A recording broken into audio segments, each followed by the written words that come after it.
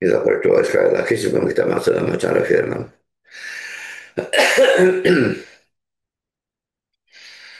Bapa di surga, terima kasih bahwa dalam kebaktian ini kami kembali mendapatkan kesempatan dan kebebasan untuk membaca, untuk mempelajari, dan merenungkan sebagian dari firman Tuhan. Kami sekali lagi mohon supaya Engkau hadir baik di sini di gereja maupun dimanapun ada jemaat yang mengikuti melalui kebaktian online pada YouTube Live. Dan Tuhan, sekali lagi basuh kami dengan darah-Mu supaya tidak ada dosa tersisa menjadi menjadi penghalang bagi kami dalam menerima berkat Tuhan. Tolong seluruh acara firman ini baik penyampaian maupun penerimaan Kau bimbing arahkan dan berkati. Dan tolong kami dalam menyampaikan firman berikan kekuatan jasmani pikiran khususnya suara yang terganggu saat ini. Dan juga berikan pengurapan, berikan kata-kata, berikan apapun yang dia butuhkan. Biar seluruh firman bisa sampaikan dengan baik, dengan benar, dan dengan sejelas-jelasnya. Lengkapi dan bungkus firman dan kuasa dan pekerjaan rohmu, supaya jangan semuanya keluar dan kembali dengan sia-sia. Tapi biar semuanya tertanam tumbuh berbuah dalam kehidupan kami untuk kemuliaan nama Tuhan. Kami sadar juga setan bekerja, kami mohon sekali lagi mohon Kau kuatkan semua kami.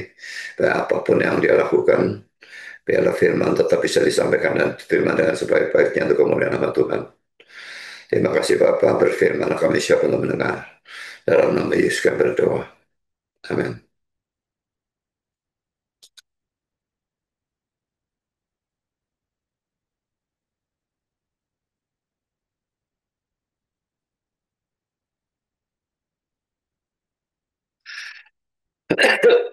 Kita membahas kisah Rasul pasal 12 ayat 25 sampai dengan pasal 13 ayat yang ke-12 ya.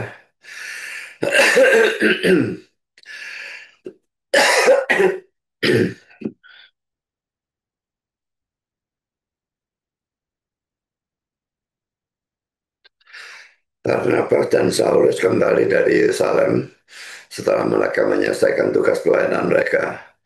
Mereka membawa Yohanes yang disebut juga Markus. Pasal 13 ayat 1 ya. Pada waktu itu dalam jemaat di Antioquia ada beberapa nabi dan pengajar, yaitu Barnabas dan Simeon yang disebut Niger, dan Lukius orang Kirene, dan Menahem yang diasuh bersama dengan Raja wilayah Herodes, dan Saulus. Pada suatu hari ketika mereka beribadah kepada Tuhan dan berpuasa, berkatalah Roh Kudus, khususkanlah Barnabas dan Saulus bagiku untuk tugas yang telah kutentukan bagi mereka. Maka berpuasa dan berdoa mereka, dan setelah meletakkan tangan ke atas kedua orang itu, mereka membiarkan keduanya pergi. Oleh karena disuruh Roh Kudus, Barnabas dan Saulus berangkat ke Seleukia, dan dari situ mereka berlayar ke Siprus. Setibanya di Salamis, mereka memberitakan firman Allah di dalam rumah-rumah ibadat orang-orang Yahudi. Dan Yohanes menyertai mereka, ini Yohanes Markus tadi ya, sebagai pembantu mereka. Mereka mengelilingi seluruh pulau itu sampai ke Pafos. Di situ mereka bertemu dengan seorang Yahudi bernama Bar Yesus. Ia seorang tukang sihir dan nabi palsu.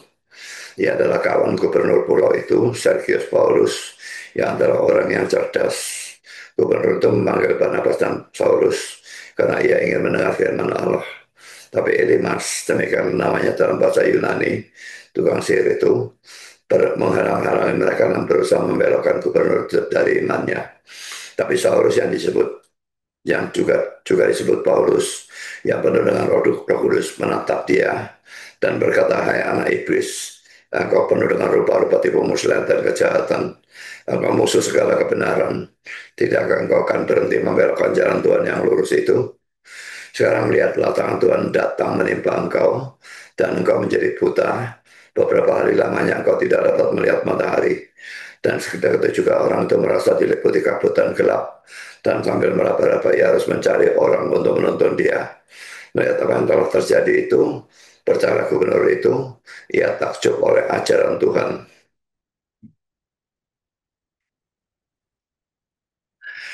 Kita melihat gereja di Antioquia ya. Pertama-tama kita membahas tentang pengkaderan Markus. Barnabas dan Saulus yang tadinya diutus untuk suatu pelayanan dalam pasal 19, pasal 11 ayat 29 dan 30. Sekarang sudah kembali ke Antioquia dan mereka membawa Yohanes yang juga disebut Markus. Jadi hati-hati dengan nama Yohanes ini ya. Dalam Alkitab banyak nama Yohanes, banyak nama Yakobus, juga banyak nama Maria. Jadi ini bisa membuat orang salah mengerti. Dan pada waktu saya dulu pertama Kristen saya juga bingung ini Yohanes yang mana, ini Maria yang mana, dan ini Yakobus yang mana karena nama-nama mereka banyak yang sama. Tapi Yohanes yang di sini adalah Yohanes yang disebut Markus yang nanti akan menjadi penulis Injil Markus ya. Kisah Rasul 11 ayat 29 dan 30. Lalu murid-murid memutuskan untuk mengumpulkan suatu sumbangan sesuai dengan kemampuan mereka masing-masing dan mengirimkannya kepada saudara-saudara yang diam di Yudea. Hal itu mereka lakukan juga dan mereka mengirimkannya kepada penatua-penatua dengan perantaraan Barnabas dan Saulus. Jadi apa yang dilakukan mereka itu sama dengan apa yang kita lakukan sekarang ya. Jadi ada orang yang kena kanker dan kita melakukan galang dana. Di sini murid-murid yang memutuskan untuk mengumpulkan suatu sumbangan sesuai dengan kemampuan mereka masing-masing. Tuhan tidak menuntut saudara memberikan apa yang saudara tidak punya ya. Sesuai dengan kemampuan masing-masing dan mengirimkannya kepada saudara yang diam di Yudea. Cuma bedanya galang dana yang kita lakukan untuk orang sakit, yang di sini untuk orang yang miskin ya. Kita lanjutkan dengan kisah Rasul 12 ayat 25. Barnabas dan Saulus kembali dari Yerusalem setelah mereka menyelesaikan tugas pelayanan mereka. Mereka membahas Yohanes yang disebut juga Markus. Waktu mereka pergi melakukan pelayanan lagi, maka Yohanes atau Markus ini mereka bawa lagi untuk membantu mereka dalam pelayanan. Dengan demikian mereka mengkader Markus supaya bisa melayani Tuhan. Bandingkan dengan 2 Timotius 2 ayat 2, kita akan baca ayatnya ya. Apa yang telah engkau dengar daripadaku di depan banyak saksi, percayakanlah itu kepada orang-orang yang dapat dipercayai, yang juga cakap mengajar orang lain. Nah, jadi kalau saudara mendengar firman Tuhan ataupun Injil, percayakan itu kepada orang-orang yang dapat dipercayai, yang juga cakap mengajar orang lain. Jadi dengan demikian, kalau kita mendengar Injil, kita sampaikan kepada orang lain, supaya orang itu menginjil lagi kepada orang lain lagi dan seterusnya. Jadi bukan hanya pendeta atau majelis atau guru sekolah minggu yang harus menginjil ya. Setiap orang Kristen yang sejati harus memberitakan Injil, harus memberitakan firman Tuhan. Saudara, orang mengajak orang itu adalah sesuatu cara yang sangat penting dan efektif. Karena itu ajaklah orang pergi ke kebaktiannya atau mengikuti secara online atau secara onsite itu terserah saudara. Juga pemahaman Alkitab ini memang harus online saat ini. Dan ajaklah orang dalam pelayanan saudara, baik dalam pemberitaan Injil secara pribadi, dalam mengajar sekolah minggu, dan dalam latihan paduan suara, dan semua pelayanan-pelayanan yang lain. Kalau saudara bahkan dengan mudah ya bisa mengajak orang dalam persoalan jasmani atau duniawi, seperti misalnya ngajak orang nonton bioskop, ngajak orang piknik, ngajak orang pesta, dan sebagainya, itu gampang sekali kan?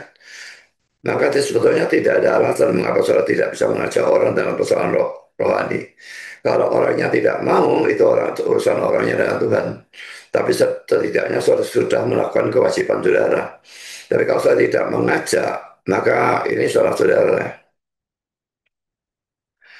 Yang kedua, nabi-nabi dan pengajar-pengajar di Antioquia dalam pasal 13 ayat 1. Pada waktu itu dalam jemaat di Antioquia ada beberapa nabi dan pengajar, yaitu Barnabas dan Simeon yang disebut Niger, dan Lukias orang Kirene, dan Menahem yang diasuh bersama dengan Raja wilayah Herodes, dan Saulus atau Paulus ya. Di sini saya menanyakan kepada ChatGPT ya. Dalam kisah Rasul 13 ayat 1 disebutkan ada beberapa nabi dan pengajar, dan di antara nama yang disebutkan ada Saulus atau Paulus. Apakah Paulus bukan rasul atau ia adalah nabi dan rasul? Ya karena ini kan nabi dan pengajar, dan ini Saulus masuk di sini. Nah, saya kira dia itu cuma rasul dan bukan nabi, tapi di sini nabi dan pengajar, dan ini pernah dipertanyakan oleh orang Islam ya. Jawaban dari ChatGPT, pertanyaan yang sangat bagus karena kisah Rasul 13 ayat 1 memang bisa menimbulkan kesan bahwa Saulus atau Paulus hanyalah seorang nabi atau pengajar, bukan seorang rasul. Ini dia jawab saya terbalik itunya. Mari kita perhatikan secara sistematis. Pertama, teks Kisah Rasul pasal 13 ayat 1. Pada waktu itu dalam jemaat di Antioquia, ada beberapa nabi dan pengajar, yaitu Barnabas, Simeon yang disebut Niger, Lukias orang Kirena, Menahem yang diasuh bersama dengan Raja Wilayah Herodes dan Saulus. Di sini Lukas tidak menyebut Paulus sebagai rasul, melainkan menempatkannya dalam kelompok nabi dan pengajar. Yang kedua, Paulus sebagai rasul. Poin A, klaim Paulus sendiri. Paulus dengan jelas menyebut dirinya sebagai rasul, misalnya Galatia 1 ayat 1 dari Paulus, seorang rasul, bukan karena manusia, bukan pula oleh seorang manusia, dan kalau Yesus Kristus dan Allah Bapa. Lalu poin kedua, 1 Korintus 9 ayat 1, bukankah aku rasul, bukankah aku telah melihat Yesus Tuhan kita. Lalu 2 Korintus 12 ayat 11 dan 12, ia menegaskan tanda-tanda kerasulan. ChatGPT tidak memberikan ayatnya, tapi saya memberikan ayatnya di sini ya. Sungguh aku telah menjadi bodoh, tapi kamu yang memaksa aku. Ini dia berbicara secara ironis ya. Tentu saja dia tidak bodoh. Sebenarnya aku harus kamu puji. Karena meskipun aku tidak berarti sedikit pun, laki-laki ini ironi ya. Aku tidak berarti sedikit pun ini ironi ya. Namun di dalam segala hal aku tidak kalah terhadap rasul-rasul yang luar biasa itu.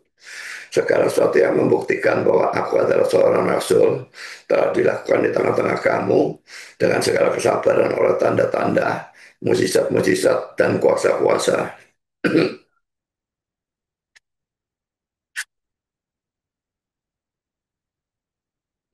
Kita masuk dalam poin B, pengakuan gereja. Dalam Kisah Rasul 14 ayat 14, Lukas sendiri menyebut Barnabas dan Paulus sebagai rasul. Tetapi ketika Paulus dan Rasul-Rasul Barnabas dan Paulus mendengar itu titik-titik. Jadi menurut perjanjian baru sendiri Paulus adalah seorang rasul sejati. Poin ketiga, bagaimana dengan kisah 13 ayat 1? Ada dua kemungkinan penjelasan. Pertama, poin A, kategori umum. Lukas tidak bermaksud membatasi bahwa orang-orang yang disebut hanyalah nabi atau pengajar dan bukan rasul. Paulus memang adalah memang seorang rasul, tapi dalam jemaat Antioquia ia juga berfungsi sebagai nabi dan pengajar. Jadi istilah di sini dipakai dalam arti fungsi pelayanan, bukan gelar resmi kerasulan. Poin kedua, poin B, tahap kronologis. Ada yang berpendapat bahwa di kisah 13 ayat 1, Paulus belum diakui secara resmi sebagai rasul. Pengutusan Barnabas dan Paulus oleh Roh Kudus dalam kisah 13 ayat 2 dan 3 dianggap sebagai peneguhan resmi pelayanan kerasulan mereka. Setelah itu barulah Lukas menyebut Barnabas dan Paulus sebagai rasul, dan ini bisa dilihat dalam kisah Rasul pasal 14 ayat 14. Nah, akan kita baca sekarang ya, nanti lain kali kita baca. Dalam poin yang keempat, Paulus, rasul sekaligus nabi dan pengajar. Dalam pengertian perjanjian baru, jabatan rasul tidak meniadakan fungsi lain. Seorang rasul bisa juga berfungsi sebagai nabi, pengajar, penginjil, bahkan gembala. Paulus misalnya, poin A sebagai rasul, ia membawa otoritas langsung dari Kristus. Poin B sebagai nabi, ia menerima penyataan ilahi, misalnya nubuat tentang perjalanan. Lalu poin C sebagai pengajar, ia banyak mengajar doktrin, misalnya surat Roma yang penuh pengajaran sistematis. Jadi tidak ada kontradiksi, Paulus adalah Rasul Kristus, tapi di kisah 13 ini, di, di kisah 13 ia juga termasuk kelompok nabi dan pengajar di Antioquia. Kesimpulan pertama, Paulus memang seorang Rasul Kristus sejati, setara dengan rasul-rasul lain, meskipun ia menyebut dirinya Rasul yang lahir sebelum waktunya. 1 Korintus 15 ayat 8, nanti kita baca ayat ini ya. Yang kedua, kisah 13 ayat 1 tidak meniadakan kerasulannya. Ayat itu hanya menyoroti fungsi Paulus sebagai nabi dan pengajar dalam jemaat Antioquia. Poin yang ketiga, dengan kata lain, Paulus adalah rasul, dan pada saat yang sama ia juga menjalankan fungsi sebagai nabi dan pengajar. Lalu saya tanya lagi ya, pertanyaan apa arti kata-kata sama seperti kepada anak yang lahir sebelum waktunya dalam 1 Korintus 15 ayat 8 ini ya. Jadi yang warna biru ini tadi ya. Rasul yang lahir sebelum waktunya ini ya. Jadi sama seperti kepada anak yang lahir sebelum waktunya. Eh, Jawaban ChatGPT pertanyaan bagus. Frasa sama seperti kepada anak yang lahir sebelum waktunya dalam satu Korintus 15 ayat 8 dalam bahasa Yunani hospere to ektromai ektromati memang unik karena hanya model di sini dalam PP. Mari kita uraikan. Pertama, saudara, arti kata Yunani ektroma berarti poin A, bayi yang gugur atau lahir mati, miscarriage atau abortion. Miscarriage gugur ya, abortion aborsi ya. Poin B, lahir terlalu cepat, premature birth atau apa itu, lahir prematur ya. Poin C, atau secara kiasan sesuatu yang tidak sempurna, cacat, tidak matang. Dalam satu akinta kata ini dipakai untuk keguguran dalam bilangan 12 ayat 12 dan Ayub 3:16 dan Pengkhotbah 6 ayat 3. Saya tidak bacakan ayatnya, saya bisa baca sendiri. Kedua konteks Paulus, Paulus sedang membicarakan penampakan Yesus setelah kebangkitannya. Urutannya kepada Kefas, kemudian murid-murid lain, lalu 500 orang, kemudian Yakobus, rasul-rasul, dan terakhir kepadanya. Ini ada dalam 1 Korintus 15 ayat 5-8 yang memakai istilah ektroma untuk dirinya seolah-olah poin A ialah secara rohani di luar urutan normal. Rasul-rasul lain dipanggil Yesus selama pelayanan di bumi. Paulus baru setelah Yesus naik ke surga. Poin B, kelahirannya itu tidak normal, prematur atau abnormal dibandingkan dengan pengalaman para rasul lain. Poin ketiga, makna teologis. Beberapa penafsir reform menekankan nuansa ini.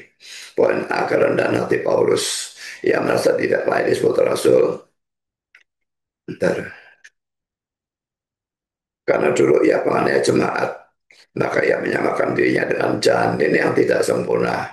Suatu gambarannya hina. Poin B, ketidaknormalan panggilannya.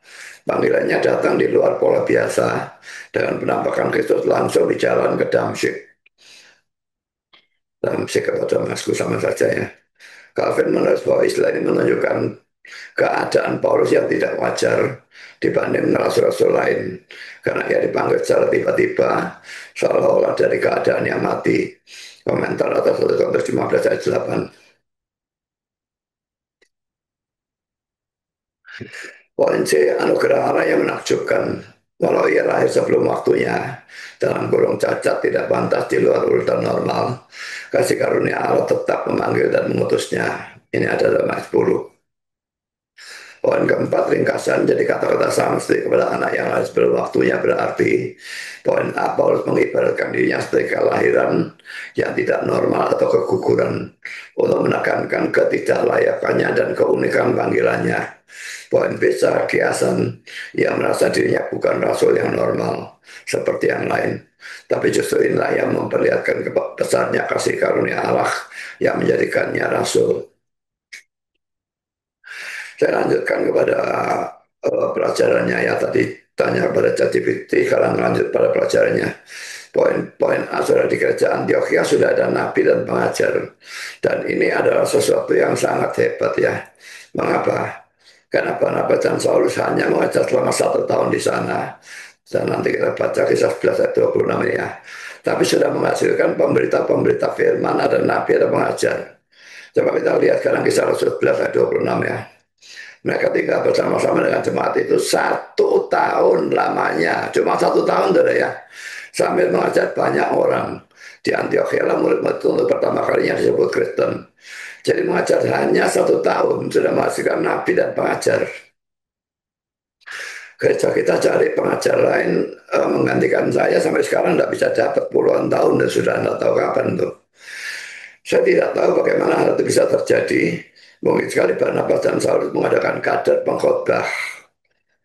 Tapi bagaimanapun juga hal ini menunjukkan bahwa gereja atau jemaat atau gereja atau jemaat yang hebat. Jadi bisa ada nabi-nabi dan pengajar-pengajar dan sebagainya itu hebat ya.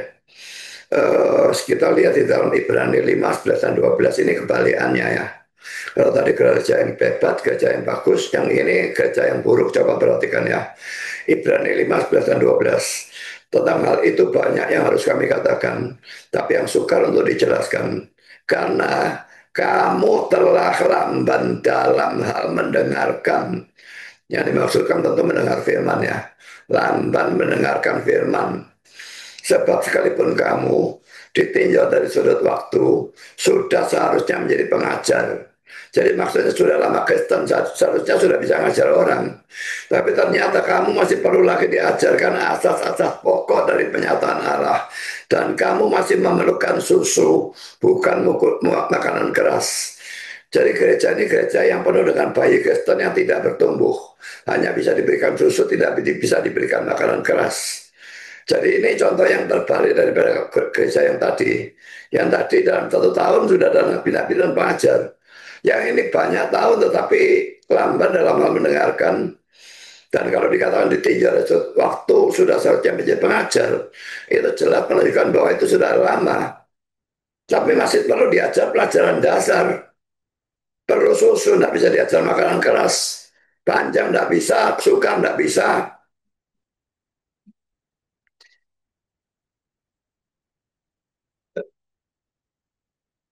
Coba cara renungkannya, secara lebih mirip jemaat yang dimaksudkan oleh surat Ibrani itu, atau jemaat gereja Antioquia. Kita mesti berjuang supaya kita bisa menjadi jemaat gereja Antioquia. Jangan jadi orang yang lamban di dalam mendengarkan firman. Firman itu hal yang terpenting di dalam kebaktian. Jadi kita beda dalam Katolik dalam hal ini ya. Kalau Katolik itu yang terpenting itu Ekaristinya atau perjamuan kudusnya kalau kita ya. Sekalipun artinya berbeda, tetapi ya itu mereka sebut Ekaristi ya. Itu yang dianggap paling penting, sedangkan khotbahnya itu tidak penting. Khotbah yang dulu maksimum 10 menit sekarang diturunkan maksimum 8 menit. Saya tidak habis pikir khotbah maksimum 8 menit itu ngajar apa itu ya. Saya baru baca ayatnya sudah habis waktunya. Poin B di antara para pengajar di Antioquia itu ada seorang yang bernama Menahem. Ini juga seorang yang istimewa. Kenapa? Dia dikatakan diasuh bersama dengan Raja Herodes dalam pasal 13 ayat 1b. Kita baca 13 ayat 1 lagi ya. Pada waktu dalam jemaat di Antioquia ada beberapa nabi dan pengajar, yaitu Barnabas dan Simeon yang disebut Neger, dan Lukius orang Kirene, dan ini ya Menahem yang diasuh bersama dengan Raja wilayah Herodes dan Saulus. Jadi ada beberapa hal yang bisa kita dapatkan dari sini ya. Pertama, jelas sekali bahwa pada abad pertama itu Injil bisa mencapai kalangan atas. Menahem ini diasuh bersama dengan Raja wilayah Herodes, berarti dia kalangan atas kan. Jadi pada abad pertama Injil bisa mencapai kalangan atas. Mengapa zaman sekarang tidak bisa? Karena banyak pendeta atau pengkhotbah takut memberitakan Injil kepada pejabat. Apalagi kalau presidennya hadir, wakil presiden hadir, ketua MPR hadir, dan macam-macam orang-orang pejabat-pejabat tinggi itu hadir. Misalnya dalam acara Natal nasional ya, atau pasca dan bagian dihadiri pejabat. Maka pengkhotbah itu seringkali menjadi takut memberitakan Injil. Dan sebaliknya meminta pejabat itu yang memberikan wejangan atau kata sambutan. Sehingga akhirnya orang Kristen yang dalam tanda petik diinjili oleh pejabat yang non-Kristen itu. Dan saudara, tindakan seperti tindakan bodoh dan salah. Kesempatan memberitakan Injil seperti itu harus digunakan dengan sebaik-baiknya. Dan tidak perlu mengadakan meminta pejabatnya untuk memberikan kata sambutan. Mau jadi apa kita diinjili oleh orang yang tidak Kristen? Kita yang injili mereka, bukan mereka yang injili kita.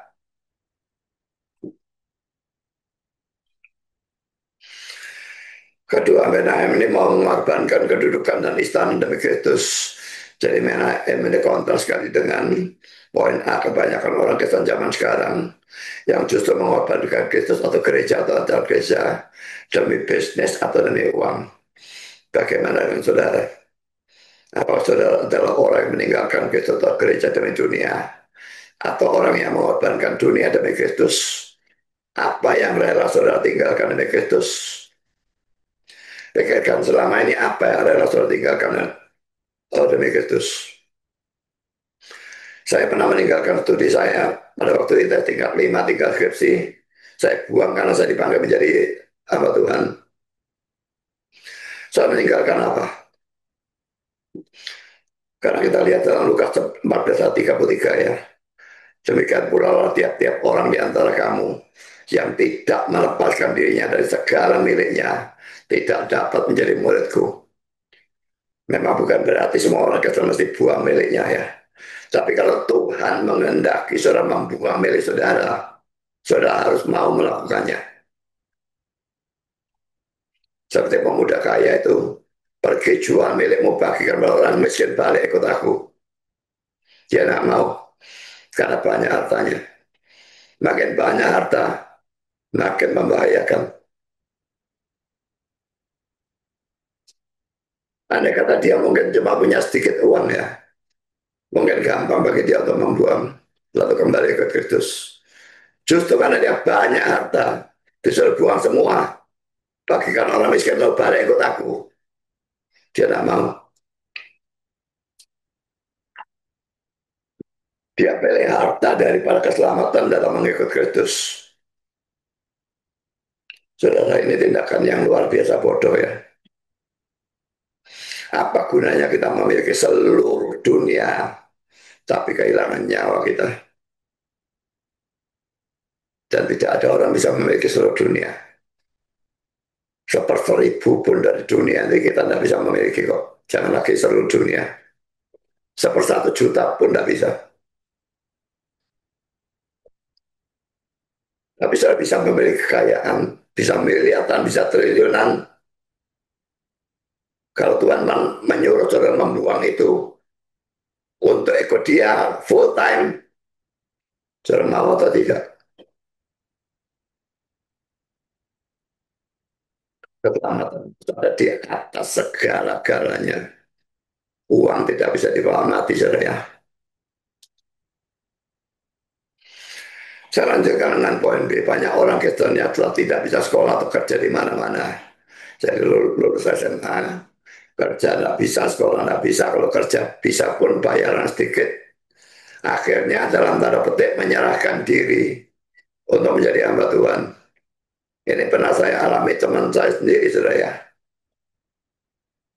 Waktu saya dipanggil Tuhan jadi hamba Tuhan, saya tanya, dan saya tahu dia sudah sekolah teologi, saya tanya, kamu dipanggil Tuhan jadi hamba Tuhan, caranya gimana?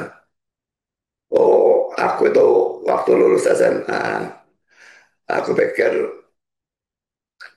kalau kerja dibayar berapa, kalau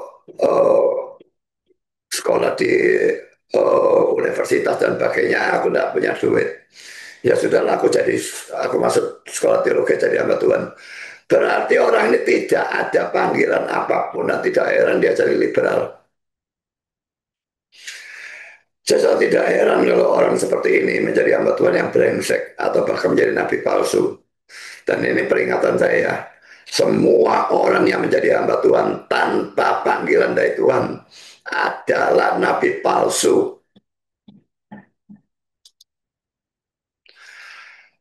Apakah mereka menjadi hamba Tuhan itu karena uang sebagai profesi atau karena dorongan orang, tapi tidak ada panggilan dari Tuhan?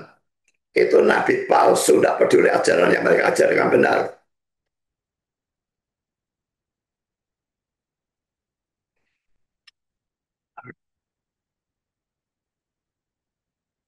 Poin yang ketiga, Menahem menjadi seorang pengkhotbah. Ini adalah kedudukan yang jauh lebih tinggi dari Herodes yang menjadi raja. Jadi dua orang ini kan diasuh bersama-sama. Nah, Herodesnya tidak menjadi Kristen dan dia menjadi raja. Nah, Menahemnya melepaskan diri semua itu menjadi seorang pengkhotbah. Dan ini adalah kedudukan yang jauh lebih tinggi dari Herodes yang menjadi raja. Ada orang yang berkata seperti ini ya, if God calls you to be a preacher, do not stoop down to be a king. Jika Allah memanggilmu menjadi seorang pengkhotbah, janganlah merendahkan diri dengan menjadi seorang raja. Ya saudara, kalau saya seorang pengkhotbah, saya seorang pendeta, saya seorang gembala, saya lalu mau jadi presiden, saya bukan meninggikan diri, saya merendahkan diri. Saya ditawari jabatan presiden, saya tidak sudi. Kecuali kalau boleh presiden dan pendeta itu lain cerita.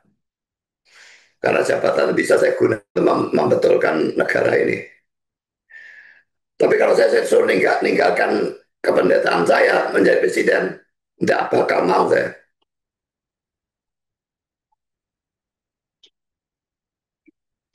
Karena kita masuk dalam poin yang ketiga. Tuhan memanggil Barnabas dan Saul untuk melayaninya. Kita baca kisah 113 ayat 2. Pada suatu hari ketika mereka beribadah pada Tuhan dan berpuasa, berkatalah Roh Kudus, khususkanlah Barnabas dan Saulus bagiku untuk tugas yang telah kutentukan bagi mereka. Berikannya tugas yang telah kutentukan bagi mereka. Setiap orang itu Tuhan punya tugas yang dia sendiri tentukan bagi orang itu. Jadi melayani tidak bisa segala sembarang pelayanan ya. Pertama ini merupakan panggilan pelayanan. Ini tidak bisa terlihat dengan jelas dalam terjemahan bahasa Indonesia, tapi bisa terlihat dalam terjemahan NIV di bawah ini ya. Kita baca kisah 13 ayat 2 versi NIV ya. Set apart for me Barnabas and Saul for the work to which I have called them. Pisahkan untukku Barnabas dan Saulus untuk pekerjaan untuk mana aku telah memanggil mereka. Jadi pelayanan itu panggilan, saudara ya. Bukan asal pelayanan, tapi harus ada panggilan. Tidak bisa orang jadi pendeta sama maunya sendiri. Kalau dia tidak dipanggil menjadi pendeta, tidak boleh menjadi pendeta. Tidak dipanggil menjadi guru sekolah minggu, tidak boleh jadi guru sekolah minggu. Dalam pelayanan apapun sudah membutuhkan panggilan Tuhan. Dan saya percaya setiap orang Kristen punya panggilan pelayanan. Setiap orang Kristen yang sejati ya, punya panggilan pelayanan. Karena itu setiap orang Kristen harus menggumulkan di mana dan sebagai apa ia harus melayani Tuhan. Pernahkah saudara menggumulkan hal ini? Saudara sekarang melayani di gereja ini atau di gereja manapun, saya tidak tahu. Dan sebagai apa saya juga tidak tahu. Sampai yang saya tanyakan, saudara menggumulkan hal itu atau tidak? Saudara menggumulkan di mana dan sebagai apa harus melayani Tuhan. Itu harus digumulkan. Saudara melayani sama saudara, itu bukan melayani Tuhan, itu melayani diri saudara sendiri.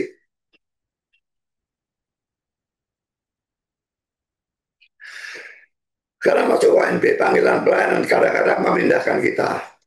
Barnabas dan Saulus dipanggil meninggalkan kota dan gereja Antioquia untuk berkeliling memberitakan Injil. Ini adalah sesuatu yang harus diperhitungkan kalau kita mau melayani Tuhan. Tidak selalu Tuhan mengendaki saudara melayani di kota atau di gereja saudara. Dia bisa mengendaki saudara melayani di tempat lain. Dan tidak selalu Tuhan mengendaki saudara tetap bekerja dalam pekerjaan saudara yang sekarang ini. Maksudnya bukan pekerjaan pelayan, tapi pekerjaan duniawi lah ya. Tidak selalu Tuhan mengendaki seperti itu. Bisa saudara mengendaki, Tuhan mengendaki saudara melayani dia dalam gereja, bukan bekerja. Karena saudara jangan membatasi Tuhan. Dan jangan membatasi penyerahan diri saudara kepada Tuhan dengan hanya mau melayani di kota saudara, di gereja saudara, dan dalam pekerjaan yang selama ini saudara lakukan dan sebagainya. Saudara harus memberikan kebebasan mutlak kepada Tuhan untuk memakai saudara sesuai dengan kehendaknya.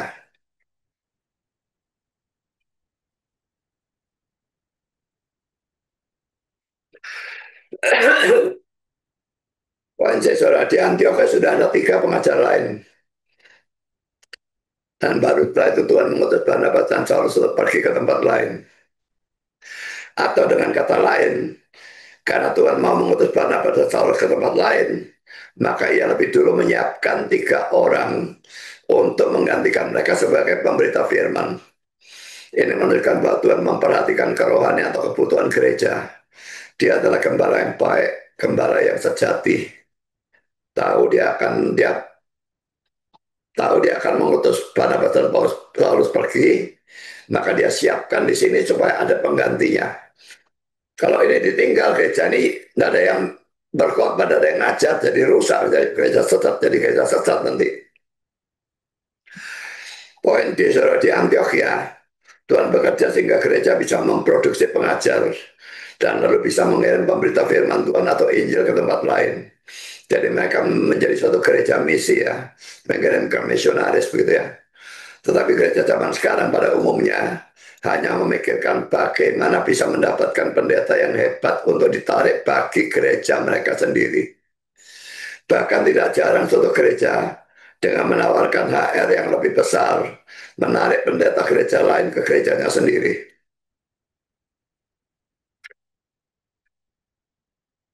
Ada pendeta yang mau dikasih HR lebih besar, lalu pindah ke gereja lain tanpa menggumulkan dengan Tuhan. Hanya karena urusan duit itu, mau pindah ke gereja lain. Dia sebetulnya adalah nabi palsu lagi, dia hamba uang dan bukan hamba Tuhan. Karena kalau ditawari gereja lain, gumulkan. Kalau memang boleh Tuhan mengendaki, ya pindah, silahkan pindah. Tapi kalau tidak boleh oleh Tuhan dan sudah diharuskan melayani gereja itu tetap di sini. Uang besar atau uang kecil bukan urusannya. Melayani harus sesuai kehendak Tuhan.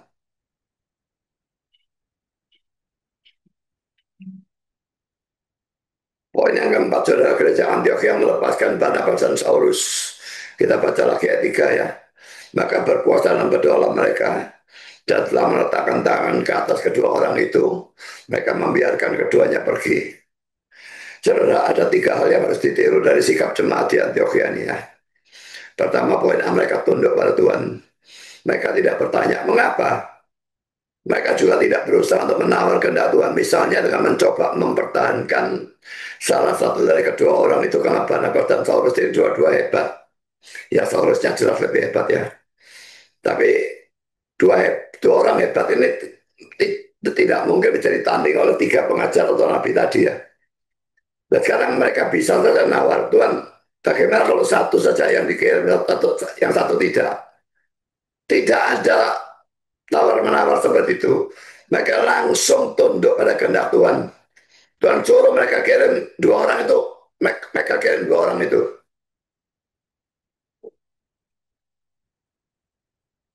Lalu peran mereka bagaimana? Apa Tuhan hanya bisa bekerja melalui Saulus dan Barnabas? Tidak. Tiga nabi dan pengajar itu sekalipun secara manusia tingkatnya lebih rendah dari Saulus dan Barnabas. Kalau Tuhan mau, Tuhan bisa memberikan berkat melalui tiga orang itu lebih besar daripada melalui Saulus dan Barnabas. Ingat saudara ya, Paulus pernah mengatakan, aku menanam, Apollos menyiram, tapi Allah yang memberikan pertumbuhan. Memang kita punya tugas menanam dalam arti memberitakan Injil, menyiram dalam arti memberikan pengajaran. Tapi ingat, pertumbuhan itu di tangan Tuhan. Jadi kalau mereka pertahankan Saulus dan Barnabas, lalu dua orang ini menginjil maupun mengajar, tapi kalau Tuhan tidak memberkati, tidak tumbuh. Sebenarnya dengan tiga orang yang lebih rendah ini, mereka juga menginjil mengajar, sekalipun kalah hebat daripada Paulus dan Barnabas. Nah, Tuhan memberkati, ini jadi berkat yang lebih besar. Ini tidak berarti bahwa kita tidak perlu memilih pengkhotbah ya. Kalau pengkhotbah sesat, nabi palsu, ya jelas Tuhan tidak akan memberkati pelayanan orang seperti itu. Tapi kalau dia nabi asli, betul-betul dipanggil oleh Tuhan menjadi hamba Tuhan, yang kelihatan rendah pun Tuhan bisa memberikan berkat yang lebih besar sehingga saudara lebih bertumbuh daripada dilayani oleh pendeta lain yang jauh lebih hebat. Ingat ya, jalan Tuhan dan jalan kita, pemikiran Tuhan dan pemikiran kita seperti langit di atas bumi.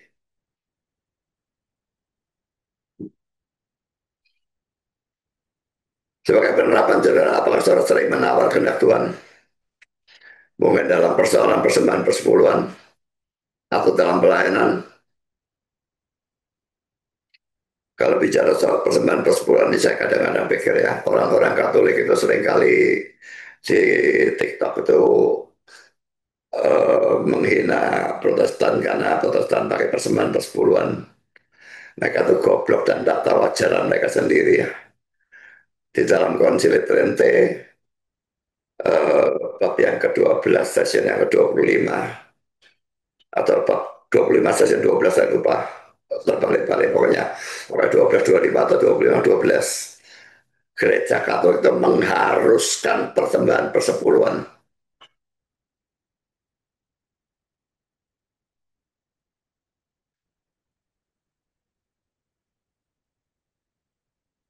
Ya, mereka mengejek kita soal persembahan persepuluhan.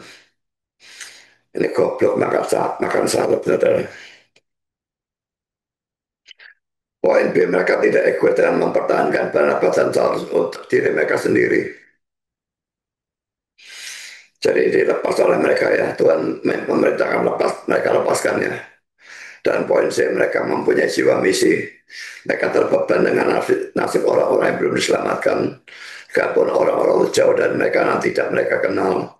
Dan karena itu mereka melepaskan Saulus dan Barnabas untuk menjadi misionaris penginjil orang-orang yang di tempat jauh daripada mereka. Kita kenal atau kita tidak kenal orang itu, kita harus berusaha supaya orang itu terjangkau oleh Injil. Sekarang saudara kita masuk dalam poin yang kedua, Romawi. Peranan Barnabas dan Saulus pasal 13 ayat 4 sampai 12. Kita bahas sedikit demi sedikit ya. Pertama, mereka memberitakan Injil di sinagog dalam pasal 13 ayat 4 dan 5.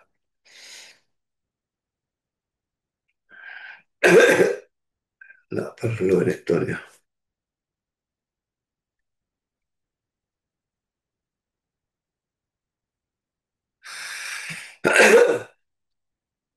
Oleh karena disuruh Roh Kudus, Barnabas dan Saulus berangkat ke Seleukia dan dari situ mereka berlayar ke Siprus. Ini jauh berarti ya. Setibanya di Salamis, mereka memberitakan firman Allah di dalam rumah-rumah ibadat orang Yahudi atau yang lazim disebut sinagog. Dan Yohanes menyertai mereka sebagai pembantu mereka. Ini Yohanes Markus tadi ya. Beberapa hal yang ini saya jelaskan. Pertama poin A. Ini telah menunjukkan bahwa mereka memberitakan Injil kepada orang Yahudi. Dan ini memang jalan Tuhan untuk Barnabas dan Saulus. Mereka harus selalu memberitakan Injil kepada orang Yahudi lebih dulu. Nah, kalau orang Yahudi yang menolak, baru mereka memberitakan Injil kepada orang-orang non-Yahudi atau bangsa-bangsa lain. Mari kita lihat dua ayat ini ya. Kisah 14 ayat 3, kisah 13 ayat 46. Tetapi dengan berani Paulus dan Barnabas berkata, memang benar kamu nih Yahudi ya. Firman Allah harus diberitakan lebih dahulu. Tapi kamu menolaknya dan menganggap dirimu tidak layak untuk beroleh hidup yang kekal. Karena itu kami berpaling kepada bangsa-bangsa lain. Jadi diberitakan Injil kepada Yahudi, dia menolak. Lalu diberitakan kepada bangsa-bangsa lain. Roma 1 ayat yang ke-16. Silakan ayat ini terjemahnya tidak karu-karuan ini ya. Kalau dalam terjemahan Indonesia sebetulnya sebab aku mempunyai keyakinan yang kokoh dalam Injil. Karena Injil adalah kekuatan Allah yang menyelamatkan tiap orang yang percaya.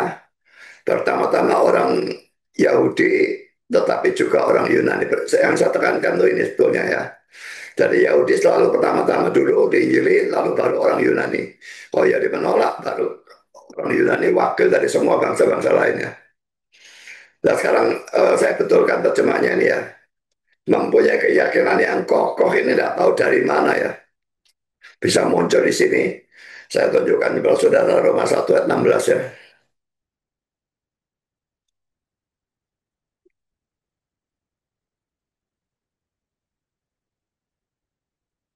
Ini mempunyai keyakinan yang kokoh. Terjemahan dari RSV, for I am not ashamed of the gospel. Aku tidak malu karena Injil. Beda luar biasa ini.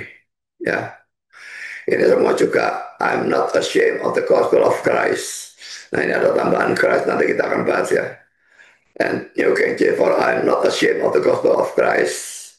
And I feel I'm not ashamed of the gospel. And ESV, I'm not ashamed of the gospel. ESV, I'm not ashamed of the gospel. YLT, I'm not ashamed of the gospel of the good news. Ya, gospel dan good news itu sebenarnya sama saja ya. Evangelion ya. Jadi sebetulnya terjemahan yang benar itu aku tidak malu karena Injil. Mengapa? Karena Injil itu adalah kekuatan Allah yang menyelamatkan setiap orang yang percaya. Pertama-tama orang Yahudi, tetapi juga orang Yunani. Nah, sekarang terjemahan dari King James dan New King James ini. For I'm not ashamed of the gospel. Ini ada tambahnya ya. Of Christ. Dalam dua ini saja ada tambahan of Christ. Tidak ada di dalam yang lain-lain. Karena aku tidak malu. Karena Injil Kristus. Ada tambahan Kristus di sini.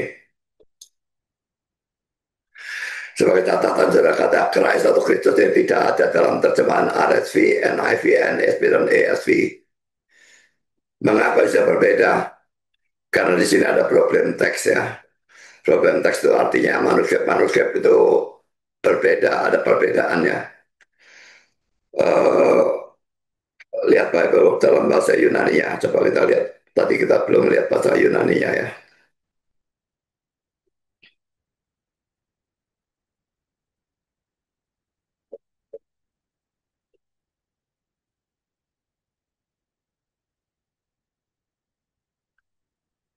Jadi ini Evangelion to Christu, the Gospel of Christ, to Evangelion to Christu. Jadi the Gospel of Christ terjemahnya. Tapi yang ini tidak ada to Kristunya, hanya to Evangelion. Jadi hanya the Gospel.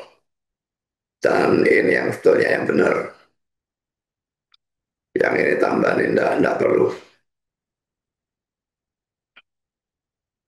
Menurut ChatGPT yang benar adalah yang tidak menggunakan kata Kristus. Nah, saudara, memang sekalipun ada perbedaan di sini, perbedaan ini tidak ada apa ya, tidak ada andil apapun dalam mengubah doktrin atau ajaran moral dan Kristen. Memang Alkitab kita itu harus diakui memang tidak sempurna. Yang sempurna itu hanya autografnya atau yang langsung ditulis oleh para nabi dan penulis dari Alkitab itu. Tapi autograf itu sudah tidak ada, sudah rusak. Tapi sebelum rusak sudah disalin. Lah manuskrip itu hanya perjanjian baru saja 5.800 lebih manuskrip. Yang tidak ada dua manuskrip yang sama. Karena banyak perbedaan-perbedaan karena nyalin dengan tangan.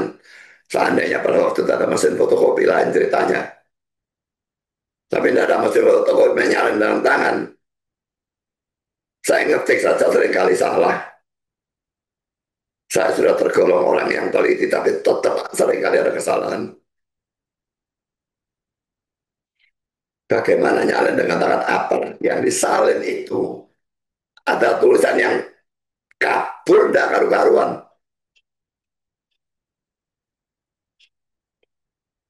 Jadi kesalahan penulisan itu sangat-sangat bisa.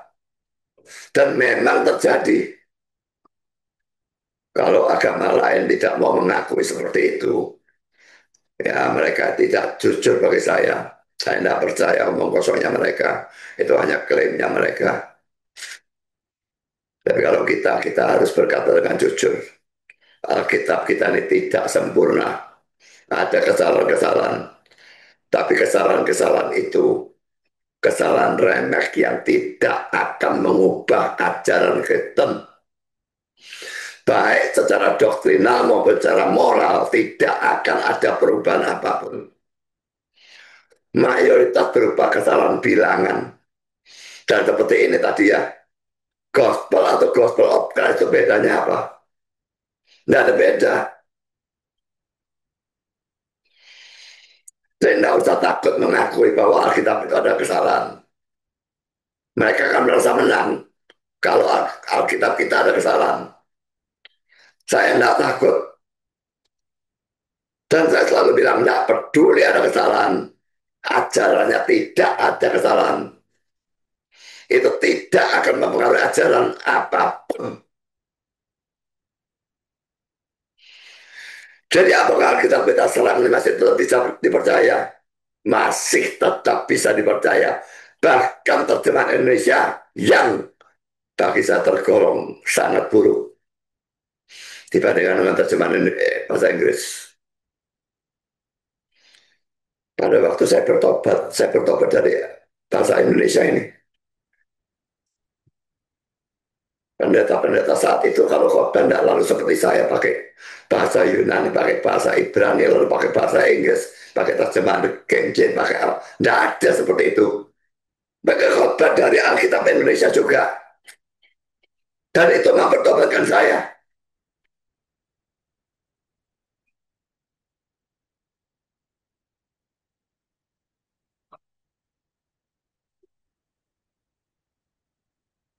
Dan poin B, tidak dikatakan bahwa ada orang yang bertobat dalam pemberitaan Injil ini. Secara kegagalan membawa orang yang Kristus adalah momok dalam pemberitaan Injil.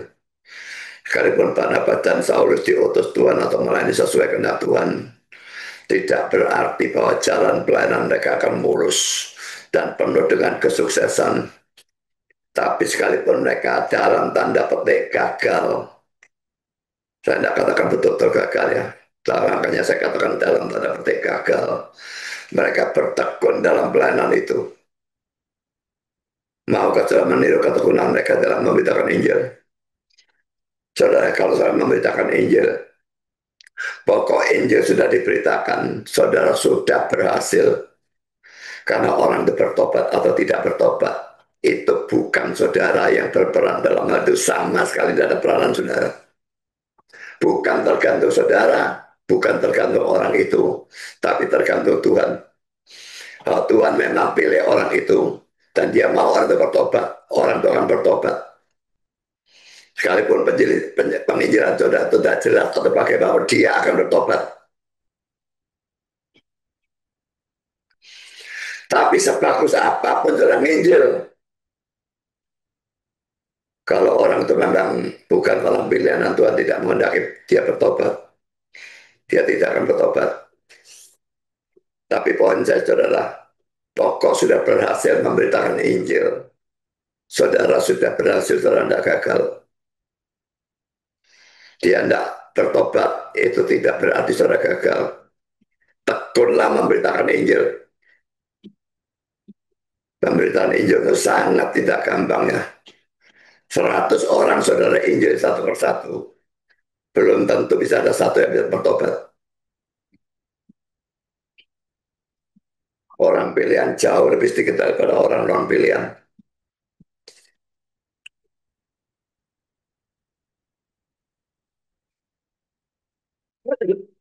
Poin yang kedua, Saulus melayani gubernur dalam pasal 13 ayat 6 dan 12. Poin A, saudara. Gubernur Pulau Pafos itu bernama Sergius Paulus. Ini namanya jadi sama ya. Paulus menginjili Paulus ya. Pasal 13 ayat 6 dan 7 kita baca ya. Ini kalau laki-laki ayat 13-nya.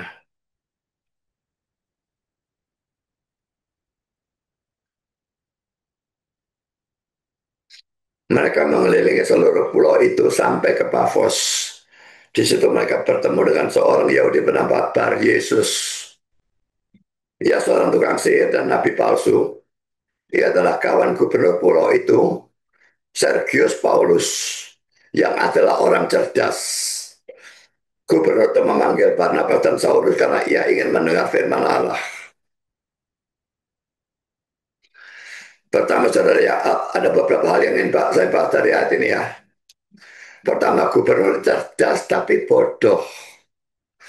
Dia adalah orang cerdas, dalam pasal 13 ayat 7 dikatakan seperti itu ya. Jadi mungkin dia mempunyai IQ yang tinggi, pendidikan yang tinggi dan sebagainya. Tetapi dia tidak tahu kalau ditipu oleh si tukang sihir yang namanya Elimas atau Bar Yesus itu. Dan ini menunjukkan kebodohannya secara rohani.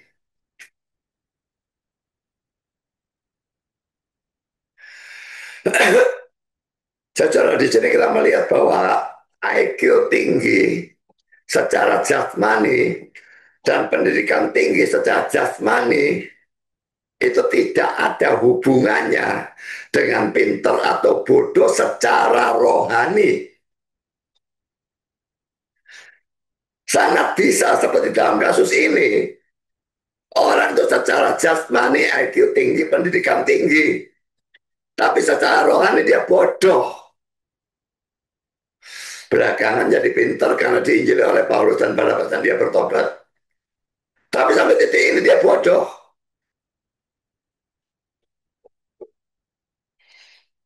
Sebaliknya, saudara, banyak orang yang IQ rendah, pendidikan rendah,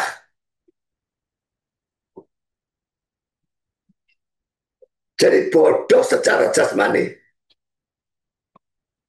Tapi pengetahuan dalam Alkitabnya bagus. Dia pintar secara rohani. Itu bisa.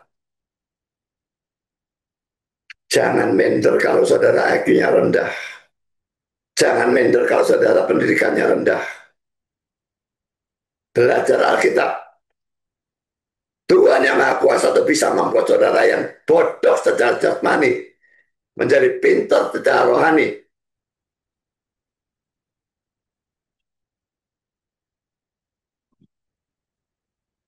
Kita juga sering ya melihat orang yang pandai atau berpendidikan tinggi berarti pintar secara jasmani ya.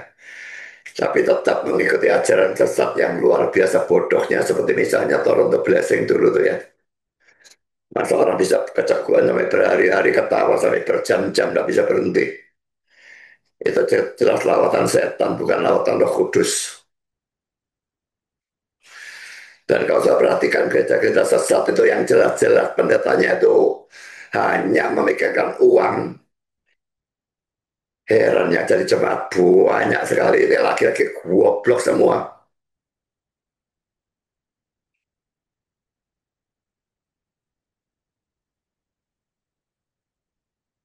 Jadi saya ulangi ya, memang dalam persoalan rohani, kepandaian dunia itu adalah sia-sia. Mengingat hal ini maka baik untuk diri saudara sendiri maupun untuk anak atau cucu saudara. Jangan hanya menekankan pendidikan duniawi atau sekuler. Kepinginan aja jadi juara.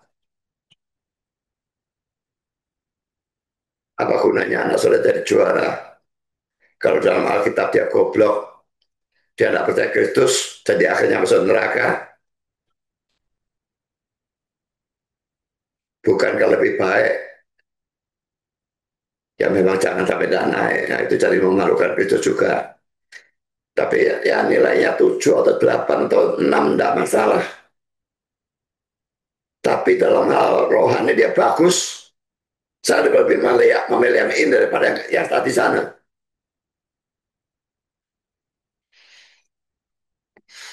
Aku nanya pandai secara duniawi, tapi bodoh secara rohani.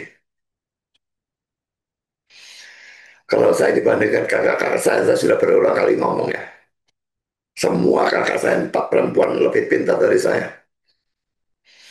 Makanya waktu saya dipanggil Tuhan saya heran, kenapa saya yang dipanggil kau bukan mereka? Mereka jauh lebih pintar. Dalam hal bahasa, dalam segala hal lebih pintar dari saya jauh. Tapi saya yang dipilih. Saya dipanggil jadi apa Tuhan?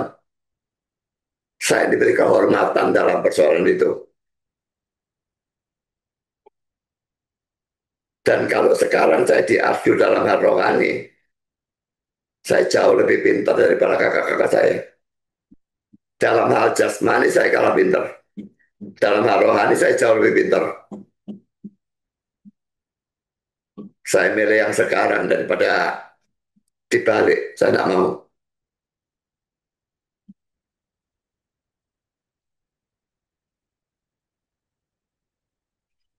Poin yang kedua, gubernur ini adalah orang yang rendah hati ya. Gubernur kan pangkatnya tinggi ya. Tapi dia tetap mau mendengar firman Tuhan dan karena itu lalu memanggil Barnabas dan Saulus. Bahwa seorang gubernur mau belajar firman Tuhan dari Barnabas dan Saulus menunjukkan suatu kerendahan hati. Bandingkan dengan banyak orang kaya yang sekalipun belum mempunyai kedudukan gubernur, sudah bersikap begitu sombong terhadap hamba Tuhan dan selalu berusaha mengajari atau mengatur hamba Tuhan. Dan kalau saudara adalah hamba Tuhan ikut mendengarkan di sini, kalau saudara memang hamba Tuhan yang sungguh-sungguh, Jangan mau diatur oleh orang yang kaya. Kalau orang kaya itu memberikan nasihat atau petunjuk yang baik, ya ikuti dia. Tapi kalau petunjuk atau nasihatnya itu salah, tidak betul dia kaya, tidak betul dia ngamuk kalau saya tolak. Tolak dia.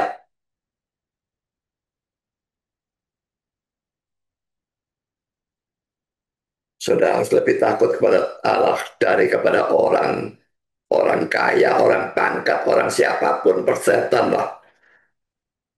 Manusia tetap manusia. Kan kita masuk poin B, kita membahas tukang sihir itu ya. Yang punya nama Elimas atau Bar Yesus dalam pasal 13 ayat 6 dan ayat 8 kita baca.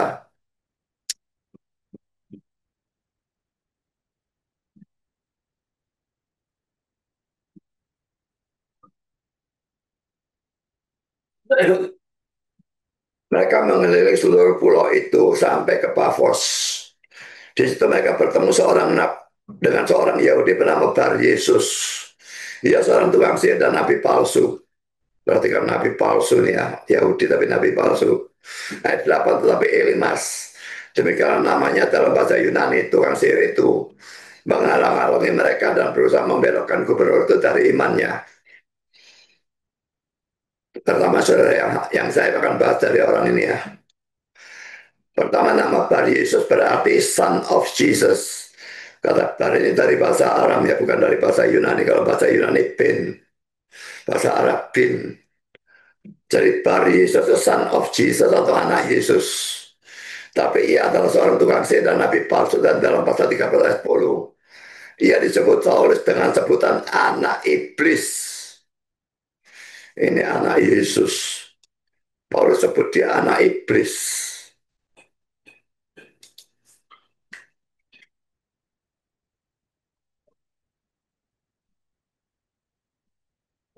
Baca kisah 13 ayat 90. Tapi Saulus yang juga disebut Paulus yang penuh dengan Roh Kudus menetap dia dan berkata, hai anak iblis, engkau penuh dengan rupa-rupa tipu muslihat dan kejahatan. Engkau musuh segala kebenaran. Tidakkah engkau berhenti membelokkan jalan Tuhan yang lurus itu?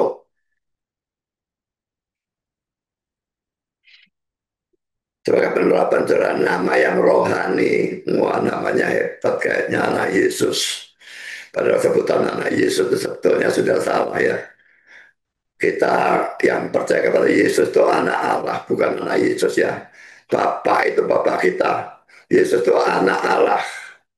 Jadi dia dengan kita itu sebetulnya saudara. Ya, dia saudara sulung kita. Jadi jangan sebut Yesus sebagai Bapak, sorry menjadi Yohanes atau CO. Itu bidat ya. Ingat ya, jangan sekali-kali sebut Yesus itu Bapak. Dia bukan Bapak. Allah Bapak itu Bapak kita. Yesus itu saudara kita.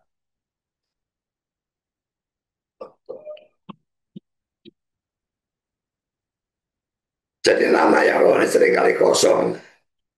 Karena jangan terlalu cepat percaya karena nama yang rohani itu. Baik itu nama orang, nama toko, maupun nama gereja atau persekutuan. Wah gerejanya tulisannya Injil, gereja Reform, gereja ini, gereja itu. Masuk ke dalam ajarannya tidak karu-karuan. Contoh terhadap Paulus dalam gereja Roma Katolik ya. Saya tanyakan pada ChatGPT ya. Apa pandangan orang Katolik tentang paus mereka? Perhatikan ya, bagaimana pandangannya orang Katolik tentang paus mereka ya. Ini jawaban ChatGPT. Baik, saya jelaskan secara sistematis bagaimana orang Katolik memandang paus mereka. Pertama, posisi paus dalam teologi Katolik. Poin A, paus sama dengan uskup Roma. Mereka percaya bahwa Paus adalah penerus Rasul Petrus yang menurut Katolik ditetapkan Kristus sendiri sebagai pemimpin para rasul. Dan ayat yang mereka gunakan Matius 16 ayat 18 19, engkau adalah Petrus dan di atas batu karang ini aku akan mendirikan jemaatku. Aku akan berikan kepadamu kunci kerajaan surga. Ini tafsiran omong kosong ya. Sudah pernah saya bahas pada waktu saya membahas tentang kerja tentang Katolik versus Protestan ya. Poin B, primat Petrus. Nah, tahu kata primat ini apa artinya? Petrus dianggap sebagai uskup pertama Roma. Ini saja juga salah ya. Dan dari sana dimulai garis penerus Paus hingga sekarang. Karena itu Paus dilihat sebagai kepala kelihatan gereja di bumi.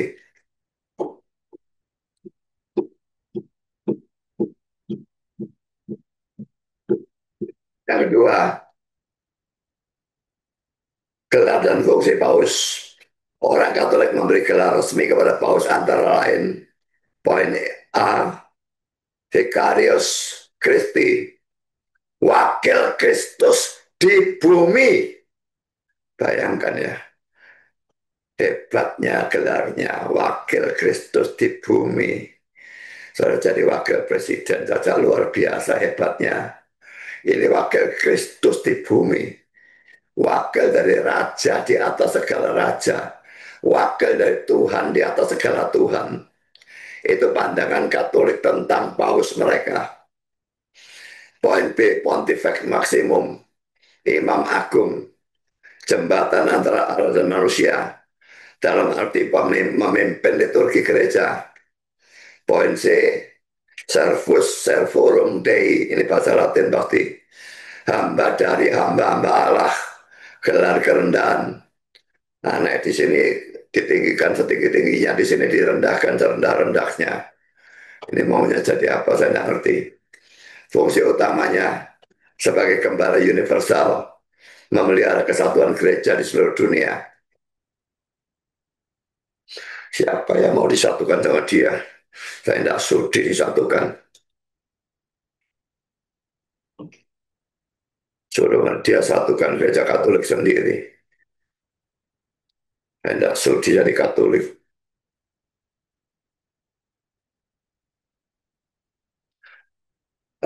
Poin kedua, sebagai pengajar tertinggi iman dan moral, ketika berbicara ex katedra,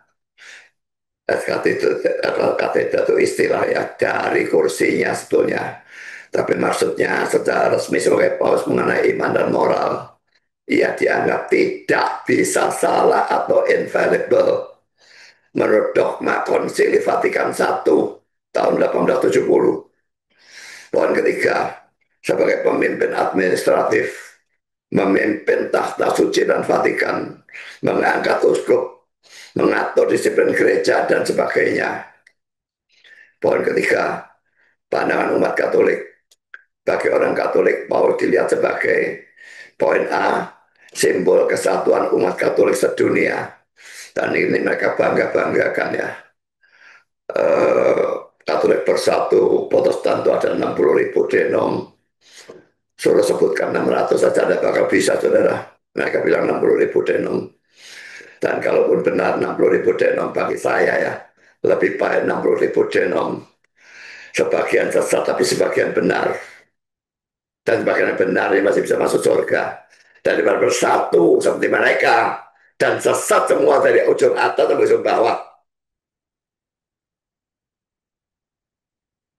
Poin B, Bapak rohani harus ditaati. Karena ketaatan pada Kak Paus yang bagian dari ketaatan pada gereja yang satu.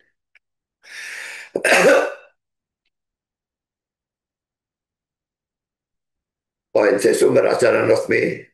Ketika terjadi perbedaan pandangan, kata terakhir ada pada Paus. Memangnya dia Tuhan.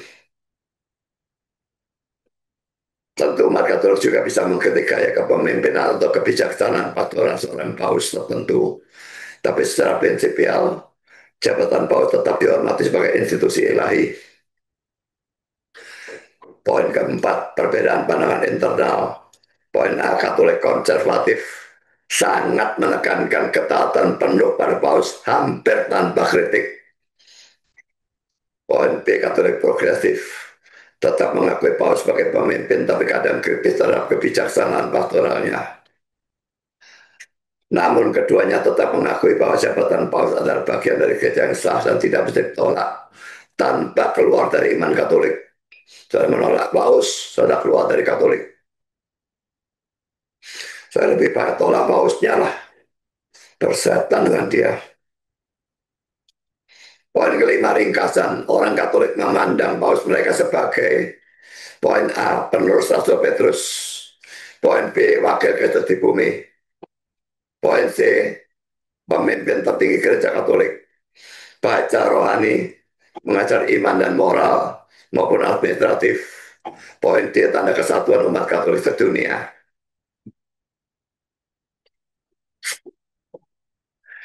Jadi kita melihat bahwa paus itu diberikan wah, gelar yang luar biasa, semua kelihatan mentereng. Tapi bagi saya, dia bukan wakil Kristus, dia wakil iblis di dunia ini. Seperti anak tadi disebut sebagai anak Yesus oleh Paulus, disebut anak iblis. Ini juga bagi saya bukan wakil dari Yesus, tapi wakil iblis.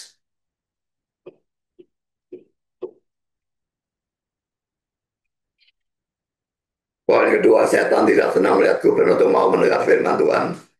Jika setan lalu menggunakan bar Yesus yang adalah kawan dari sang gubernur, pasal 3 pasal 7a, untuk menghalangi gubernur mendengar firman Tuhan. Secara pokoknya orang mau mendengar firman Tuhan selalu ada gangguan, selalu setan mengganggu dengan segala macam cara. Dan saudara harus berani dan bisa mengatasi gangguan itu dengan kekuatan bersama dengan Tuhan. Tuhan berikan aku kekuatan supaya aku tetap mendengar firman Tuhan. Kisah 13:7. Dia adalah kawan gubernur pulau itu Sergius Paulus yang adalah orang cerdas. Gubernur itu memanggil Barnabas dan Saulus karena ia ingin mendengar firman Allah. Ada dua hal yang bisa didapatkan dari sini. Pertama, saudara, poin A satu ya. Poin A ya. Kawan yang sesat itu membahayakan. Jangan punya kawan yang sesat. Kawan biasa-biasa mungkin tidak apa-apa, tapi sahabat yang dekat sesat. Apalagi kalau dia dalam tanda petik nginjili saudara, tinggalkan dia. Daripada saudara disesatkan oleh dia.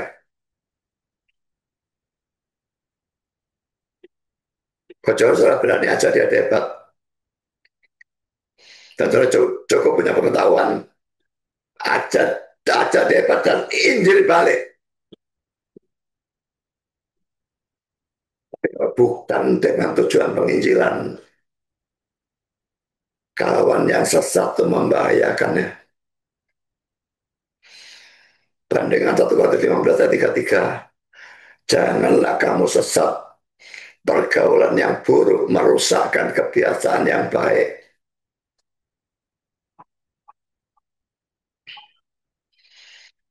Jangan mau berkawan dengan nabi palsu.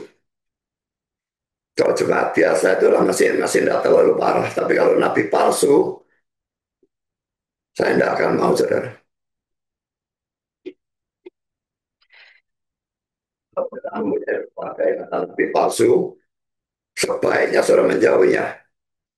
Tentu saja setelah saudara menasihatinya. Ini ada ayatnya ya. Titus 3 ayat 10. Seorang bidat yang sudah satu dua kali kau nasihati, hendaklah engkau jauhi.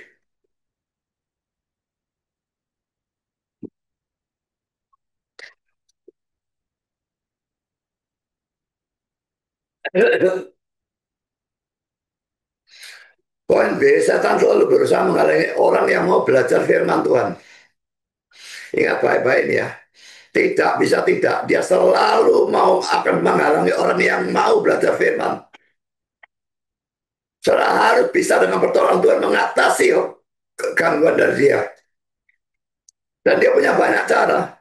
Mungkin dengan memberikan kemalasan. Aduh, hati ini kok saya rasain ya.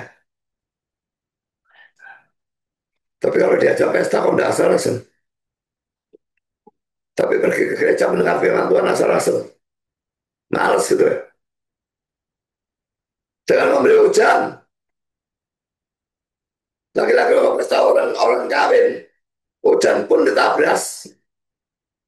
Tapi kalau ke gereja, hujan tidak pergi. Ada kesibukan. Kesibukan apapun. tidak bisa dijadikan alasan untuk tidak mendengar firman dan tidak pergi ke gereja.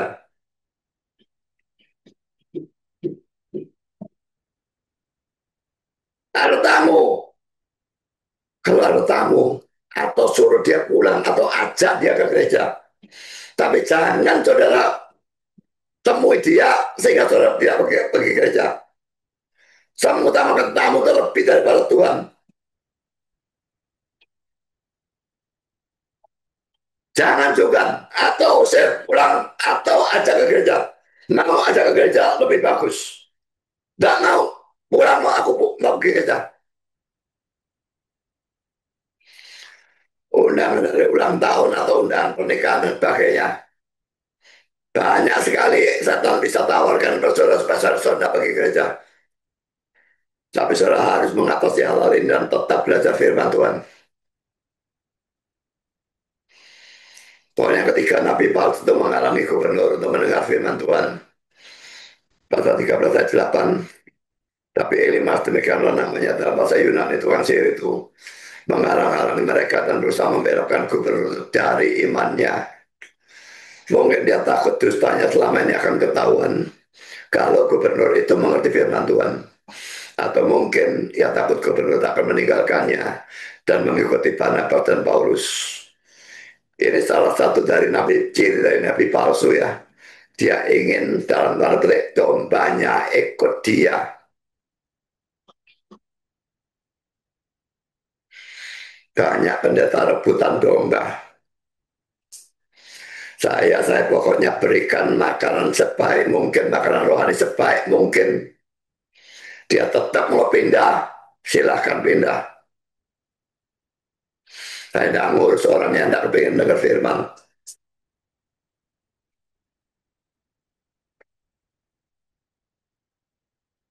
Di palsu, dia mati-matian kepingin dombanya ikut dia. Sebetulnya bukan dombanya yang dia inginkan, duitnya yang dia inginkan. Ujung-ujungnya selalu duit.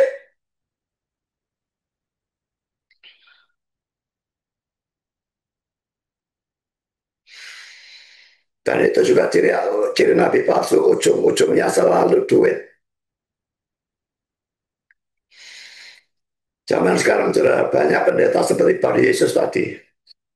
Tapi kan contoh ya, pendeta yang melarang jemaatnya belajar firman Tuhan di gereja yang lain. Padahal gereja lain itu adalah gereja yang benar ditinjau dari sudut gereja itu sendiri ya. Jadi gereja A, orang belajar di gereja B sama pendetanya dilarang. Padahal menurut gereja A ini gereja B ini bukan gereja sesat.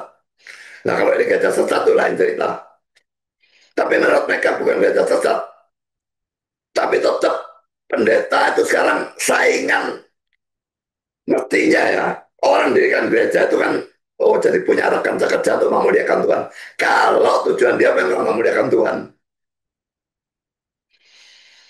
Tapi sekarang orang pendeta buka gereja itu seperti orang buka warung. Di sebelahnya ada orang buka warung lagi. Kurang ajar ini saingan ini dulu. Dulu langgananku banyak, sekarang kesedot ke sana.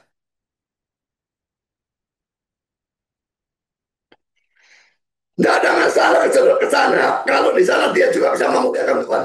Itu kalau pendeta yang benar-benar pendeta.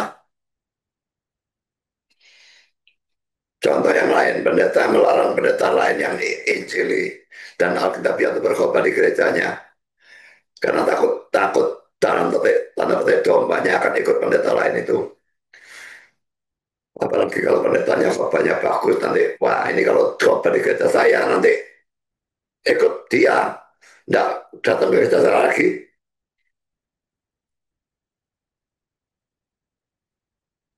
Memang ada yang sebaliknya, cari pendeta-pendeta yang bagus. Dia sendiri nggak bisa khotbah soalnya. Dia cari pendeta bagus, cari pendeta bagus. Bagus itu bukan dalam arti betul-betul bagus. Pokok pendeta yang disenangi orang.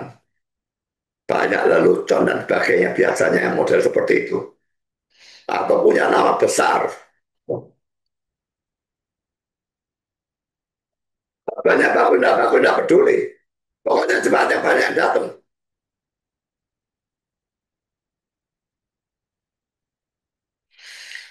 Karena kita lihat poin C sikap Saulus atau Paulus dalam pasal 13 ayat 9 dan 11a. Paulus marah dan mengeluarkan kata-kata yang keras dalam ayat 11, ayat 10 dan 11 ya.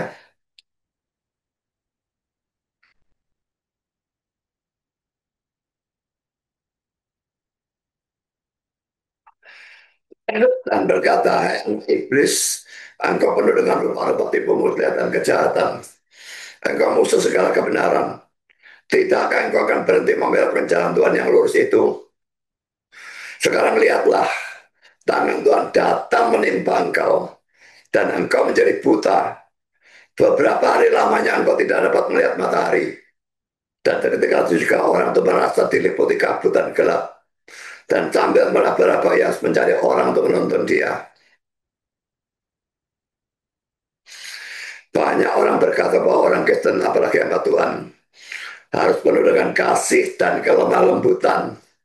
Dan karena itu tidak boleh marah ataupun mengeluarkan kata-kata yang keras. Ini salah sama sekali. Nyatanya Paulus mengeluarkan kata-kata keras, "Saya iblis." Dan dia butakan orang itu selama beberapa hari. Kadang-kadang kalau saudara tidak marah atau tidak mengeluarkan kata-kata keras, saudara justru berdosa.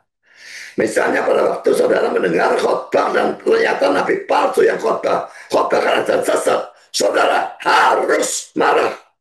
Cuma pelampiasan kemarahannya itu yang perlu diperhatikan. Jangan lalu angkat kursi lemparkan ke dia, itu salah jadinya. Tapi protes dia, tanya dia, debat dia.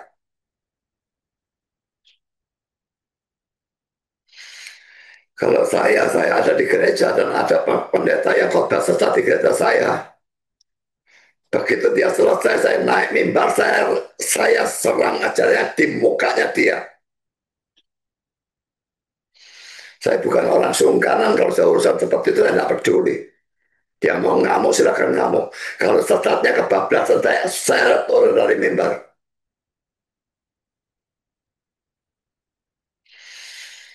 Bandingkan 2 Korintus 11 ayat 4 di mana Paulus justru mengecam orang Korintus yang sabar saja terhadap nabi palsu.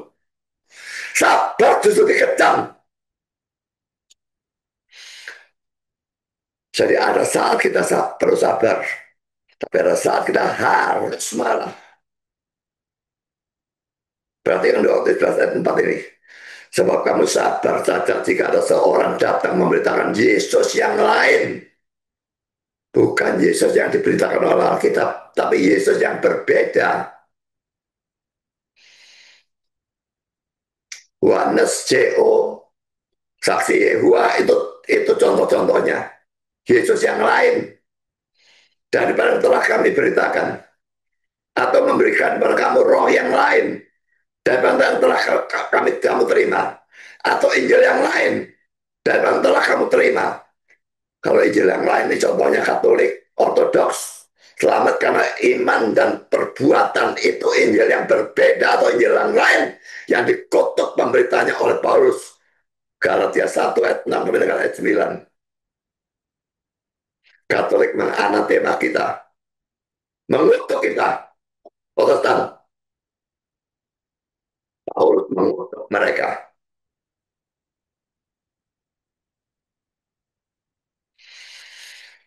Di sini Paulus dikatakan penuh dengan Roh Kudus. Kisah 13 ayat 9. Tetapi dia marah dan mengeluarkan kata-kata keras. Bandingkan dengan 1 Samuel 11 ayat 6. Kita baca sekali lagi ini ya. Kisah 13, 9, 10. Tapi Saulus yang disebut Paulus yang penuh dengan Roh Kudus. Perhatikan, yang penuh Roh Kudus. Dalam keadaan penuh Roh Kudus, dia marah dan mengeluarkan kata-kata yang sangat keras ya. Menatap dia dan berkata, "Hai anak iblis, engkau penuh dengan rupa-rupa tipu muslihat dan kejahatan. Engkau musuh segala kebenaran. Tidakkah engkau berhenti membelokkan jalan Tuhan yang lurus itu?" Contoh yang lain dalam perjanjian lama. Ketika Saul ini Raja Saul ya, mendengar kabar itu, bahwa orang-orang Amalek itu mau mencongkel mata orang-orang di Abes Gilead tuh ya.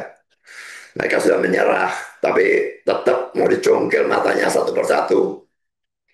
Ketika Saul mendengar kabar itu, maka berkuasa roh Allah atas dia dan menyala-nyala amarahnya dengan sangat.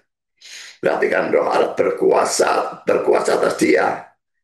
Dia bukannya sabar lemah lembut, tapi dia menyala-nyala amarahnya dengan sangat. Dan dia perangi orang-orang itu. Ini Saul masih dalam keadaan baik. Belakangan dia jadilah karu-karuan.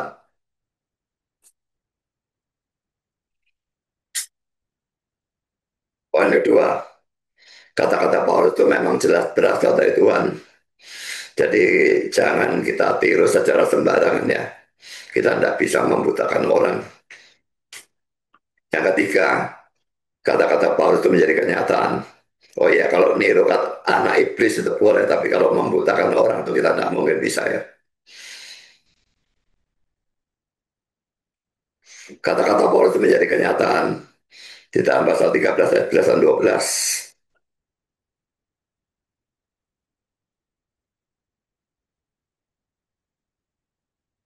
Sekarang lihatlah, tangan Tuhan datang menimpa engkau dan engkau menjadi buta. Beberapa hari lamanya engkau tidak dapat melihat matahari. Dan ketika itu juga orang itu merasa diliputi kabut dan gelap. Dan sambil berapa-berapa ia harus mencari orang untuk menonton dia. Melihat apa yang telah terjadi itu, percaya gubernur itu, ia takjub oleh ajaran Tuhan. Ini menunjukkan apa? Poin A, Tuhan lebih besar daripada setan. Itu kan tukang sihir ya. Tapi bukan Paulus yang disantet atau disihir oleh si tukang sihir. Tapi sebaliknya si tukang sihir yang menjadi buta. Dibutakan oleh Paulus ya. Tentu saja dengan kekuasaan Tuhan. Ini setelah menunjukkan bahwa Tuhan lebih besar daripada setan. Karena sekalipun kita harus waspada atau hati-hati terhadap setan, tapi kita tidak boleh takut kepada dia. Tapi ingat, selalu bersama-sama dengan Tuhan melawan setan. Sendirian, saudara bukan tandingan setan, saudara pasti kalah dan hancur. Poin B, Tuhan menyertai Paulus. Bandingkan dengan Matius 28 dan 20, saya baca mulai 19 ya.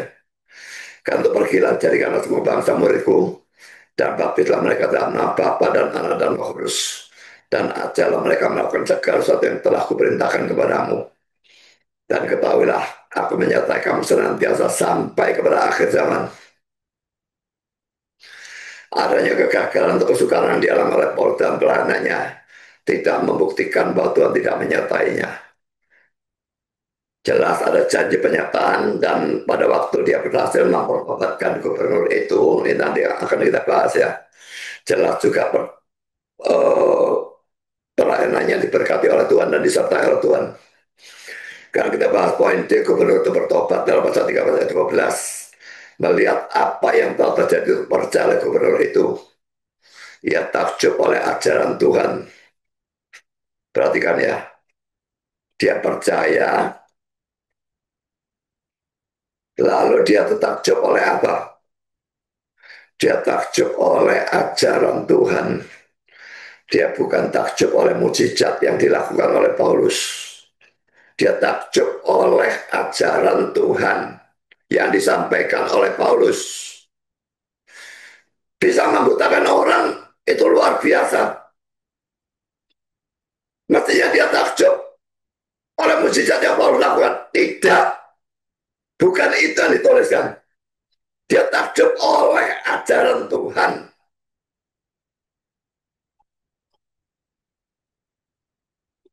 Mujizat itu hanya meyakinkan dia bahwa Paulus adalah hamba Tuhan. Tapi dia takjub oleh ajaran Tuhan. Nah sekarang kita bandingkan dengan orang yang sebaliknya. Ini juga tukang sihir ini. Kisah 8 yang sudah kita bahas beberapa kali yang lalu.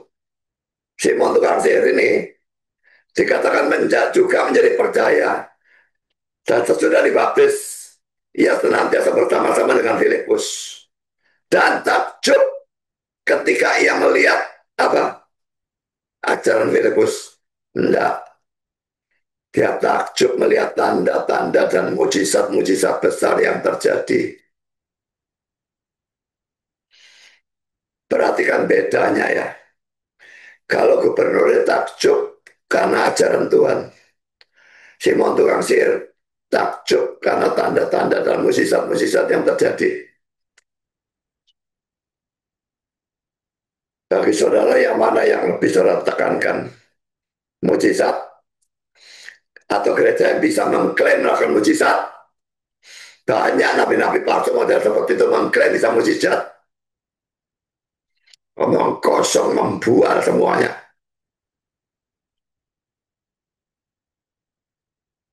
Atau bisa dengan gereja yang mengajarkan firman Tuhan dengan baik.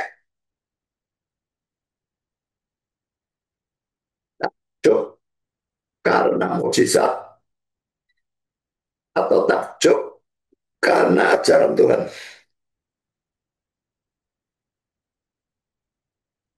Ya, tradisi dalam dalam arti cerita lisan turun temurun yang mengatakan bahwa Yesus juga bertobat. Tapi ada penafsir yang beranggapan bahwa tradisi itu tidak berdasar.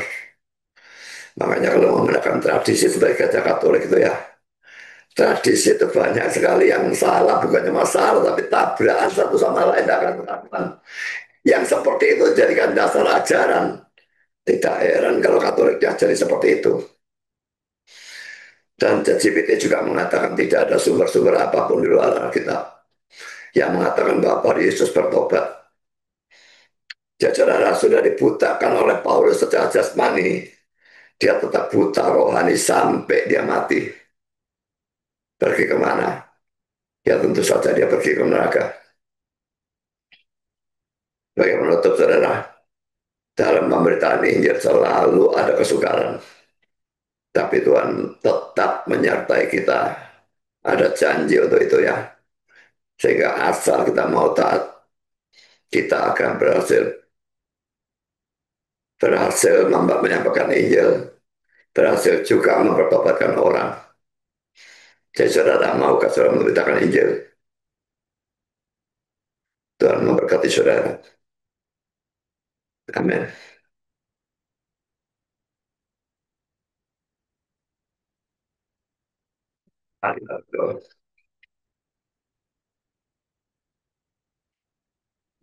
Bapak di surga, terima kasih bahwa kami sudah boleh mendengar sebagian firman Tuhan.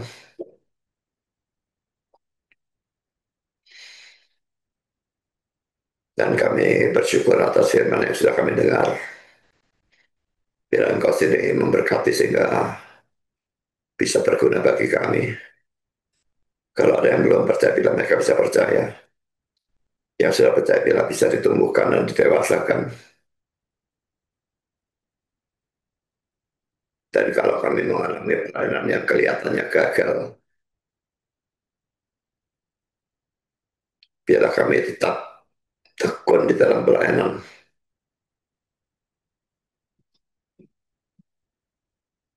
Karena segala jerih payah kami di dalam Tuhan, Engkau janjikan tidak akan sia-sia.